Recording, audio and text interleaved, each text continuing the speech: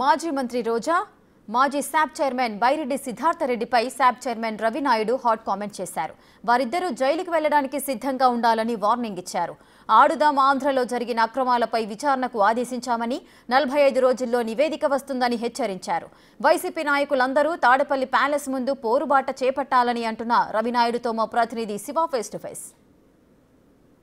గత ప్రభుత్వం ఒకటి కాదు రెండు కాదు అనేక అక్రమాలకు అవినీతికి పాల్పడింది. దాంట్లో భాగంగానే ఆడుదాం ఆంధ్ర పేరుతో కూడా దాదాపుగా 120 కోట్ల రూపాయల అక్రమాలు జరిగాయని చెప్పి కూడా కూటమి ప్రభుత్వం నిగ్గు తేల్చింది. ప్రస్తుతం శాప్ చైర్మన్ రవినాయుడు మనతో ఉన్నారు.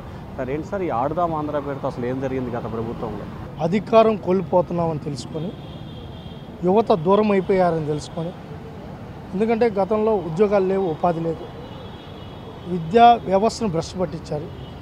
ఇవన్నీ గ్రహించిన జగన్మోహన్ రెడ్డి అండ్ ఆయనకి సలహాదారులుగా ఉన్న ఐప్యాక్ ఏదో ఒక యాక్టివిటీ తీసుకోవాలన్నప్పుడు ఐప్యాక్ వాళ్ళు ఇచ్చిన సలహా ఏంటంటే, క్రీడల్లో అయితే యువతంతా క్రీడ రాణిస్తారు, పల్లెల్లో కూడా క్రికెట్టు, వాలీబాలు ఇవన్నీ ఆడే పరిస్థితి ఉంది కాబట్టి కబడ్డీ, ఖోఖో యువతను మళ్ళీ వాళ్ళ వెనకాల తిప్పుకోవాలన్నా, వాళ్ళ వైపు రావాలన్నా ఏదో ఒక యాక్టివిటీ చేయాలని ఆడుదాం ఆంధ్ర కార్యక్రమం తీసుకున్నాం.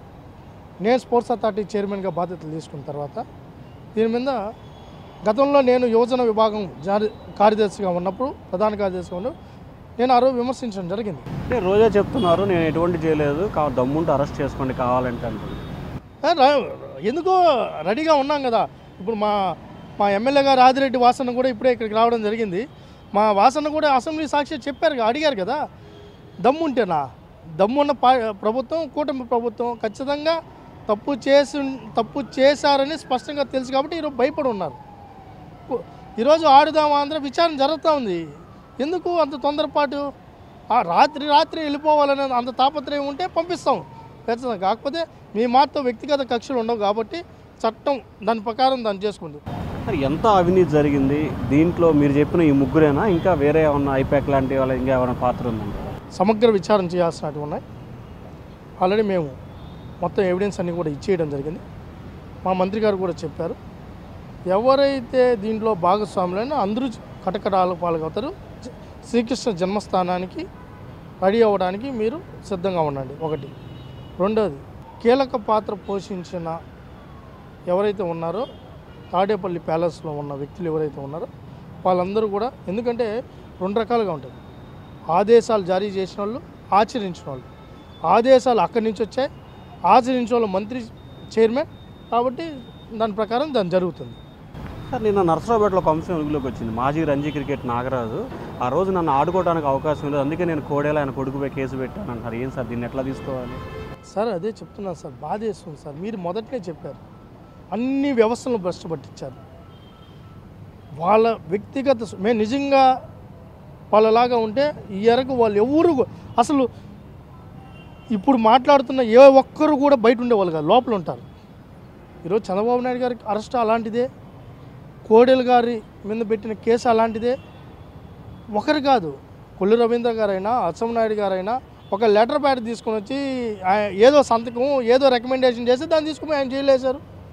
కొల్లు రవీంద్ర గారు, పేతాల సుజాత గారు, ఒకరు కాదు ఇద్దరు కాదు, అందరినీ పరిస్థితే. సార్ 12వ తేదీ ఫీజు రింబర్స్మెంట్తో వైసీపీ యువతను ఆందోళన చేస్తున్నారు, దీన్ని ఎట్లా తీసుకుంటారు final? YCP and co batch వాళ్ళకి చెప్తాం, మీకు నిజంగా యువత మీద విద్యార్థుల మీద ప్రేమే ఉంటే తాడేపల్లి కొంప మీద పోరుబాట చేయండి. ఎందుకంటే 4 బకాయిలు పెట్టింది జగన్మోహన్ రెడ్డి. 2800 కోట్ల ఫీజు రీఎంబర్స్మెంట్ను ఆపేసింది జగన్మోహన్ రెడ్డి. ఈకుండా ముఖ్యమంత్రి స్థానం నుంచి దిగిపోయింది జగన్మోహన్ రెడ్డి. ఫెలోషిప్లు కానీ స్కాలర్షిప్లు కానీ అదేవిధంగా ఎస్సీ ఎస్టీ బీసీలకు అందాల్సిన ఏవైతే ఉన్నాయో ఆ బకాయిలు పెట్టి దాదాపు 6000 కోట్ల రూపాయలు బకాయిలు పెట్టింది జగన్మోహన్ రెడ్డి. సో ఇది మొత్తం మీద చూసుకుంటే 1 కాదు 2 కాదు అన్ని రకాల అక్రమాలు జరిగినాయి. వీటన్నిటిపై సమగ్రమైన విచారణకు ఆదేశించాం. దాదాపుగా 45 రోజుల్లో పూర్తిస్థాయి నివేదిక వస్తుంది. నివేదిక వచ్చిన తర్వాత రోజా అయినా సరే బైరెడ్డి సిద్ధార్థరెడ్డి ఖచ్చితంగా జైలుకి వెళ్ళక తప్పదని చెప్పి రవినాయుడు అంటున్నారు.